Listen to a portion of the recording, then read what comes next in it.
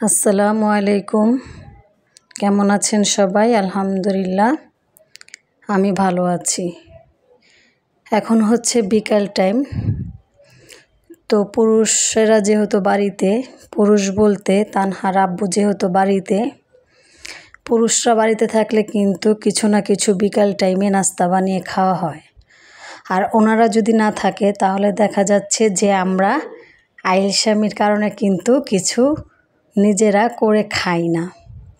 তো এখন যেহেতু তানহার আপু বাড়িতে, তার জন্য একটু পাস্তা রান্না করছি। তো এখানে আমি 2 রকমের পাস্তা নিয়ে নিলাম। তো প্রথমে একটু তেল দিয়ে আর লবণ দিয়ে সিদ্ধ করে নিলাম। এখন হচ্ছে পেঁয়াজ আর কাঁচামরিচটাকে আমি ভেজে এটার মধ্যে ডিম দিয়ে দিলাম। ডিমটা দেওয়ার পরে এর আগের দিন আমি একটু নুডলস রান্না করছিলাম। তো ওই সবজি থেকে একটু সবজি আবার উঠায় রাখছিলাম। তো ওই সবজিটা দিয়ে আমি এখন পাস্তাটা রান্না করব আর আমার রান্নাটা হয়ে যাবে। আর এটা কিন্তু লকডাউনের ভিডিও। যে কয়দিন নেট ছিল না তখন বাড়িতে কি করছি তাই আপনাদের সাথে এখন শেয়ার করছি। তো এই তো এখানে সকালের একটা পারাটা আর একটা রুটি রয়ে গেছিলো, তাই ভাবলাম যে একটু গরুর মাংস দিয়ে আমি এটাকে খাই। এটা হচ্ছে এর পরের দিনের ভিডিও, মানে যেদিন পাস্তা রান্না করছি তার পরের দিনের ভিডিও হচ্ছে এই বটির ভিডিওটা। এই বটিটা আমার বাহিরে পড়েছিল অনেক দিন ধরে, তাই ঝং পড়ে গিয়েছিল। তো ভাবলাম একটু বটিটাকে পরিষ্কার করি। তো প্রথমে ভীম দিয়ে আমি এটাকে ব্রাশের সাহায্যে পুরাটা বটির গায়ে মিলিয়ে নিলাম। তারপরে হচ্ছে একটু সার্ফ এক্সেল দিয়ে ওই ব্রাশটা দিয়ে ভালো করে ওইটাকে ঘষে মেজে নিলাম। নেওয়ার পরে দেখেন একদম ইজিলিভাবে কিন্তু কালো দাগটা এবং ময়লাটা উঠে যাচ্ছে সুন্দরভাবে।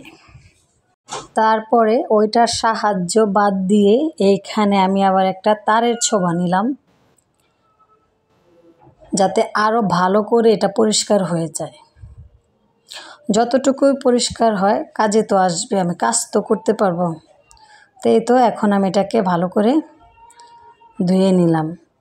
ধোয়ার পরে আবার যে সাইডে একটু কালো দাগগুলো ছিল এইগুলোকে আবার ব্রাশ দিয়ে পুনরায় ঘষলাম। ঘষার পরে এখন আরেকটু ভালো করে চকচকা করলাম। তো এখানে একটা কথা, যেহেতু আমি এখানে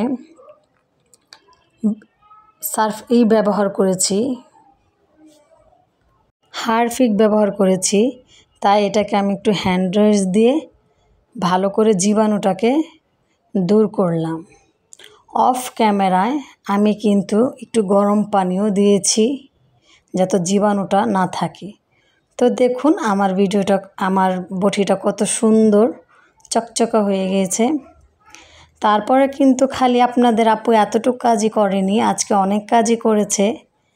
সেটা হচ্ছে এই যে আমার ঘরের ফ্যানটা, ইদানিং ধরে যে গরম পড়ছে কিন্তু ফ্যান ছাড়লে শরীরে বাতাস লাগে না।